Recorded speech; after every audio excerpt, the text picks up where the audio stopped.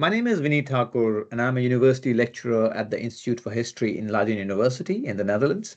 And I'm joined by my colleague Ladu Chaudhary, who is assistant professor at the Department of Political Science at Rajasthan University in India. And we're here to briefly talk about our co-authored article, which is titled How a Nazi Became India's First Chair in International Relations. Now, as you might have guessed from the title, the article is about a Nazi named Kurt Max Pfeiffer landing up in India and occupying the first IR chair at Delhi University in 1948. But it was actually Ladu who first came across this startling piece of information. So I'll hand over to Ladu to tell us what he found and why that is important. Ladu. Thank you, Vineet, for introducing us and the piece.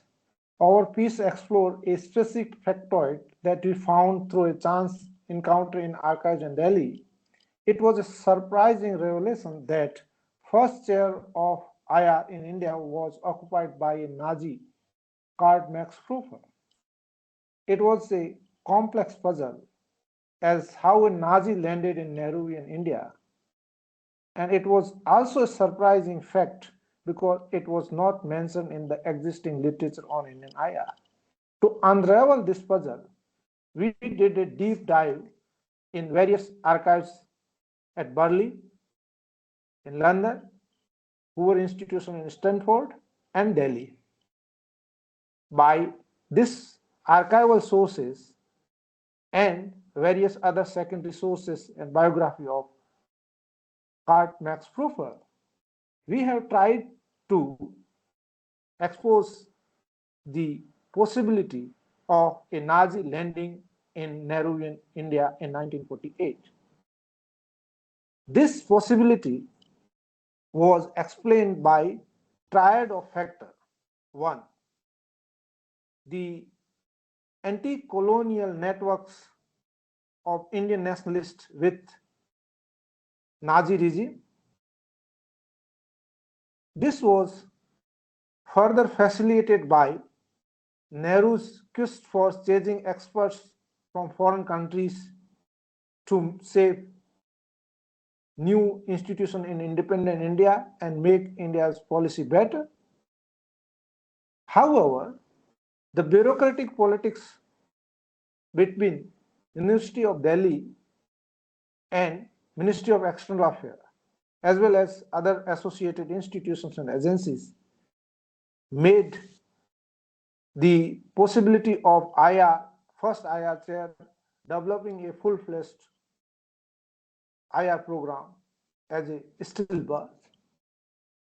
And therefore, this kind of story in Nazi in India is tells us something different about discipline history of IR. Vineet, as you are a discipline historian, could you shed light on how this story is significant for IR discipline history? Yeah, thanks very much, Ladu. I really like this quote from the South African liberal politician Frederick van Zyl Slabbert, who used to say, everything is either a cock-up or a conspiracy. Now, historians are often keen to find conspiracies where there are cock-ups, which means that for disciplinary histories, which are basically intellectual histories, we tend to give too much meaning or associate too much intent behind decisions, which are sometimes, frankly, quite contingent, which means that a lot of decisions about, for instance, who is hired or fired for IR chairs, what types of departments are set up, what are they named? Are they named international relations or international politics or international studies, or are they classified within political science or global international relations? A lot of things depends on things which may have no intellectual or purely ideological meaning. So rather than discussing what this means for Indian IR, in fact, we go on to argue that the subsequent development of Indian IR seem to have completely forgotten this past because it seems to have had no influence in it. What we are interested here is more in explaining how this sort of factoid, as Ladu said, came to be. Uh, what we see this event as a kind of an assemblage of a Nazi, an IR chair, and post-colonial India that requires suturing a constellation of bureaucracies, networks, and ideologies. And that's what we try to do in this piece.